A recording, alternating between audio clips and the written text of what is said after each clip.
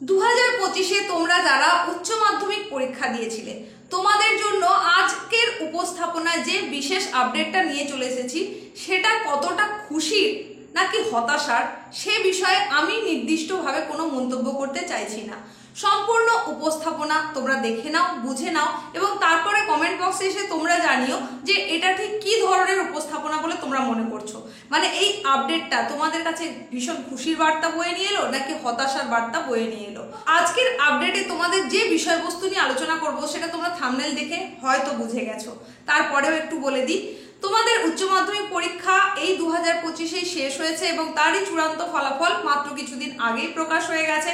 গত 7ই মে তোমাদের চূড়ান্ত ফলাফল প্রকাশিত হয়েছে এবং হার্ড কপি হিসেবে তোমাদের মার্কশিট এবং সার্টিফিকেট 8ই মে তোমরা হাতে পেয়েছো।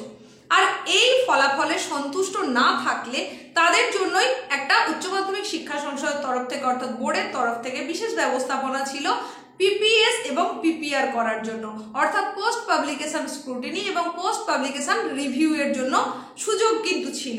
তারও আবার দুটো ভাগ, একটা তৎকাল আর একটা নর্মাল। তো তৎকাল যেটা সেটা 3 দিন পর্যন্ত সময়সীমা ছিল তার আবেদন করার জন্য, অর্থাৎ 8 তারিখ মধ্যরাত্রি থেকে 11 তারিখ মধ্যরাত্রি পর্যন্ত এই আবেদন করার জন্য তোমাদের কাছে সুযোগ ছিল। প্রত্যেকে সেই সুযোগটা নিতে পারেনি, সেটা বিভিন্ন কারণে হতে পারে, আবার অনেকে কিন্তু সুযোগটা কাজে লাগিয়েছে। আর সেখানেই ঘটেছে একটা বড় সড়ো পরিবর্তন।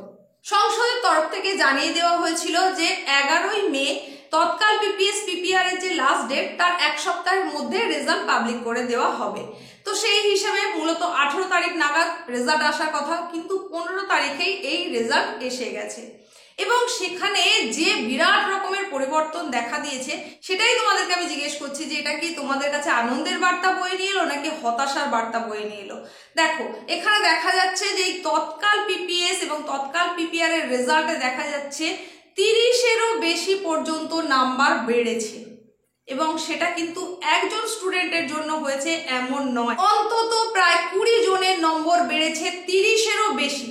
একবার ভালো করে ভেবে দেখো, একটা খাতা বোর্ড এক্সামের মতন পরীক্ষায় সেখানে একটা বিষয়ের নাম্বার বাড়ছে 30-এরও বেশি এবং সেটা একাধিক জনের, সেটা কিন্তু একেবারেই অনাকাঙ্ক্ষিত। এটা কিভাবে সম্ভব? এত হিউজ পরিমাণ নাম্বারের যে বাড়া সেটা কিভাবে সম্ভব সেটা তো আমার বোধগম্য নয়। আচ্ছা, তুমি কি ভাবছো আমি মন গড়া কথা বলছি?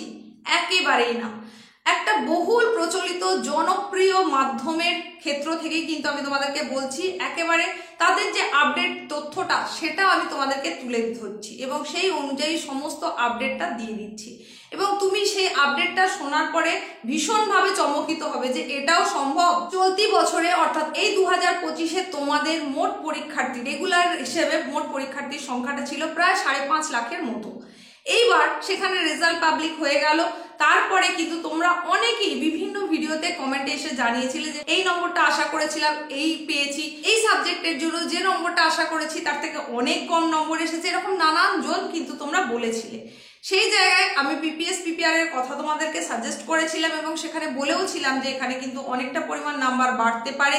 যদি তুমি শিওর থাকো যে হ্যাঁ নাম্বার বাড়বে তাহলে তুমি অনলাইন অ্যাপ্লিকেশনটা করে দাও। সম্পূর্ণ অ্যাপ্লিকেশন পদ্ধতিটাও কিন্তু তোমাদেরকে আমি দেখিয়ে দিয়েছিলাম, কিভাবে অ্যাপ্লিকেশন করবে টোটালটাই কিন্তু জানিয়েছিলাম। তো তোমরা যারা যারা অ্যাপ্লিকেশন করেছিলে তারা অনেকেই ফল পেয়েছো, অনেকেরই নাম্বার বেড়েছে, আবার বেশ কিছু জনের নাম্বার বাড়েনি। তবে কিছু কিছু জনের ক্ষেত্রে নাম্বার বাড়ার পরিমাণটা এতটাই বেশি যে সেখানে কিন্তু উচ্চ মাধ্যমিক শিক্ষা সংসদের কাছে আবারও একটা বড় সড়ো জিজ্ঞাসা চিহ্ন এসে যায়। কিভাবে সম্ভব? কিভাবে তাহলে খাতার মূল্যায়ন হয়েছে যে এই পরিমাণ নম্বর বাড়তে পারে?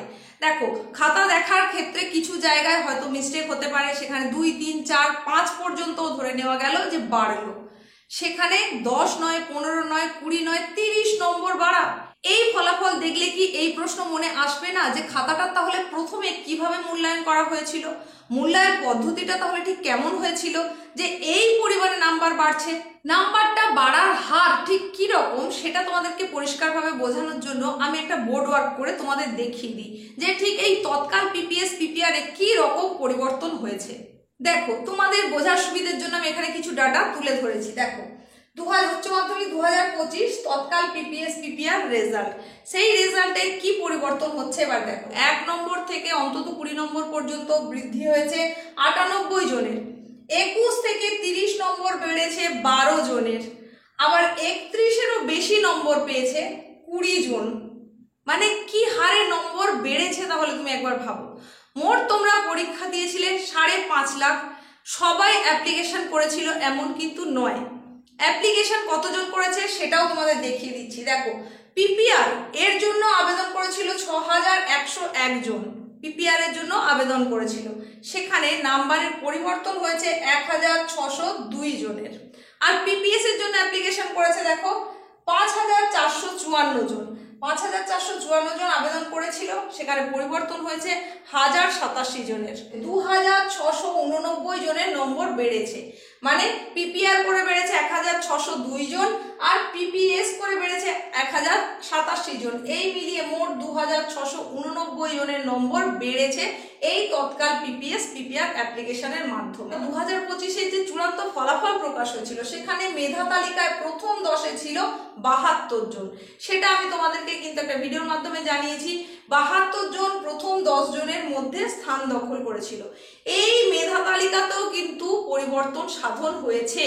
এই পরিবর্তনটা আমরা কিন্তু গত বছরেও লক্ষ্য করেছিলাম যে পিপিএস পিপিআর এর রেজাল্টের পরে সম্পূর্ণ মেধা তালিকার পরিবর্তন হয়ে গেছে। এইবারেও কিন্তু তার অন্যথা হলো না। তাহলে কি দেখলাম আমরা না, আলিপুরদুয়ারের শালকুমার হাট হাই স্কুলের ছাত্রী মৌমা বিশ্বাস, যার স্থান ছিল 11 নম্বরে, অর্থাৎ 11 নম্বরে তার জায়গা ছিল, রিভিউ এর মাধ্যমে 2 নম্বর বেড়ে গিয়ে তার স্থান এসে গেল 9ম স্থানে। এই মৌমা বিশ্বাসের প্রাপ্ত নম্বর ছিল 487, 487, সেই নাম্বারটা বেড়ে গিয়ে হয়ে গেল 489 আর 11 নম্বর জায়গা থেকে সে মেধা তালিকায় জায়গা করে নিল 9 নম্বরে। তাহলে এই যে পরিবর্তনটা হলো, এই পরিবর্তনটার জন্য আদেও কি মৌমা বিশ্বাস সেই অর্থে সবার কাছে সুপরিচিত হতে পারলো? চূড়ান্ত ফলাফল প্রকাশের পরে প্রথম 10 জনকে নিয়ে যেভাবে মিডিয়া প্রচার হয়, যা কিছু হয়, তার কোনো কিছুই কিন্তু মৌমা বিশ্বাস পেল না, অথচ সে প্রথম 10 জনের তালিকায় নিজের নামটা তুলতে পারলো।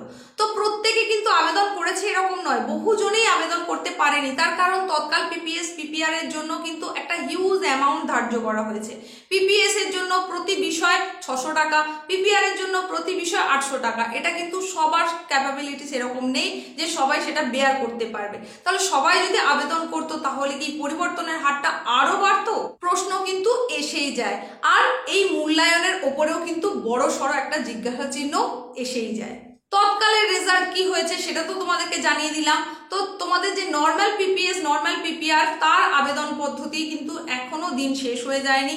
আগামী 22শে মে পর্যন্ত এই আবেদন করা যাবে সম্পূর্ণ অনলাইনে। সেই পদ্ধতি তোমাদেরকে জানানোই আছে, সেটা তোমরা নিশ্চয়ই জানো। আজকের এই পরিবর্তনের কথা মাথায় রেখে এই যে পিপিএস পিপিআর তৎকালের যে পরিবর্তন, সেটা দেখেও তোমার যদি কোথাও মনে হয়ে থাকে যে তোমার পরীক্ষা যথেষ্ট ভালো হয়েছে, সেই অনুযায়ী তুমি নাম্বার পাওনি, তাহলে অবশ্যই নর্মাল পিপিএস পিপিআর এর আবেদন করে দিতে পারো। এই সম্পর্কে তোমার কি মতামত সেটা কিন্তু কমেন্টে তুমি অবশ্যই রেখে যাবে।